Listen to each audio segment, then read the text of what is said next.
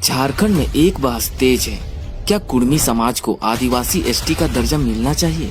Rail रोकने का मुख्य कारण यही है। हम लोग का मांग है जो कुर्मी को एसटी में शामिल करो वो एसटी में शामिल किया जाए। आदिवासी बनने के लिए आदिवासी पैदा होना पड़ता है और आदिवासी पैदा नहीं हुए हो तो आदिवासी का अधिकार और हक कभी नहीं छीन सकते होना। पहली नजर में ये सवाल छोटा लगता है, लेकिन सच ये है कि इसका असर लाखों आदिवासी परिवारों की रोजी रोटी और पहचान पर असर पड़ेगा। सोचिए, अगर कोई आपके ही घर आकर आपकी थाली से रोटी खा जाए तो क्या आप चुप रहेंगे? यही हालात झारखंड के आदिवासियों का है। कुर्मी समाज जो मुख्य रूप से खेती किसानी से जुड़ा है, सालों से मांग कर रहे हैं कि उन्हें भी शेड्यूल्ड ट्राइब यानी एसटी में शामिल किया जाए। उनका तर्क है कि वो भी झारखंड के मूल निवासी हैं और सामाजिक आर्थिक रूप से पिछड़े हैं। लेकिन सवाल ये है, क्या सिर्फ पिछड़े होने से ही कोई भी समुदाय एसटी बन सकता है, या इसके पीछे इतिहास, संस्कृति और पहचान भी मायने रखती है? आदिवासी होना सिर्फ एक कैटेगरी नहीं है, ये एक पूरी सिविलाइजेशन है। संथाल, मुंडा, उराव, हो, इनकी अपनी भाषा है, अपने त्योहार हैं, अपना सरूल, कर्मा और अपनी संस्कृति है। आदिवासी सदियों से जंगल और पहाड़ से जुड़े रहे हैं। उन्होंने शोषण झेला है, अपनी जमीन गंवाई है और इसीलिए उन्हें एसटी का दर्जा दिया गया ताकि उनका अस्तित्व बच सके।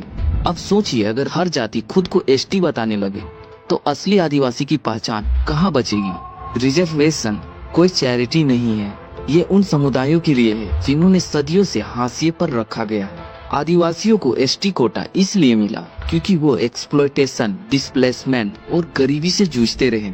अगर कल कुर्मी को एसटी बना दिया गया तो इस कोटा का मतलब ही खत्म हो जाएगा, क्योंकि जिनके लिए ये बना था वही इससे वंचित हो जाएंगे।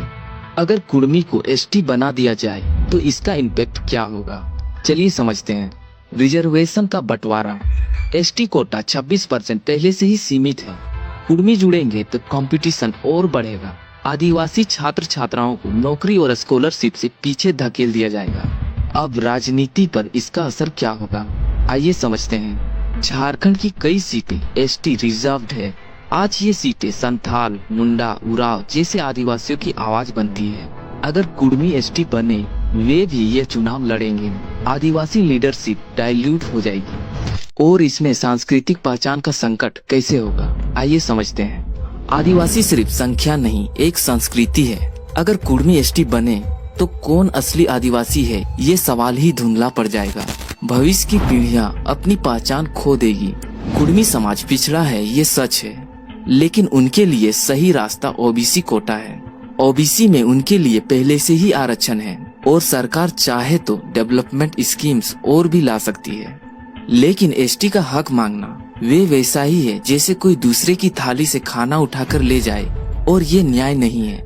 आज अगर कुर्मी एसटी बने तो आदिवासी समाज सबसे बड़ा नुकसान झेलेगा। उनकी नौकरियां, शिक्षा और राजनीति सब खतरे में आ जाएगी। और अगर कुर्मी एसटी नहीं बने तो उनका आंदोलन जरूर चलेगा, लेकिन आदिवासी समाज का अस्तित्व बचा रहेगा। यानी खेल एक तरफा है, कुर्मी का फायदा, आदिवासी का नुकसान। दोस्तों, ये सिर्फ रिजर्वेशन की लड़ाई नहीं है, ये आदिवासी की पहचान और उनके अस्तित्व की लड़ाई है। कुर्मी समाज का संघर्ष अपनी जगह सही हो सकता है, लेकिन एसटी का दर्जा आदिवासी का हक है और इसे कोई बांट नहीं सकता। आपके हिसाब से क्या कुर्मी को एसटी में शामिल किया जाना चाहिए, या फिर आदिवासी सही कह रहे हैं कि ये उनके हक पर डाका है? नीचे अपनी राय जरूर लिखें। अगर आपको ये वीडियो अच्छी लगी हो तो चैनल को सब्सक्राइब करें, अन्यथा आप ये वीडियो देखें, वही मेरे लिए काफी है। धन्यवाद।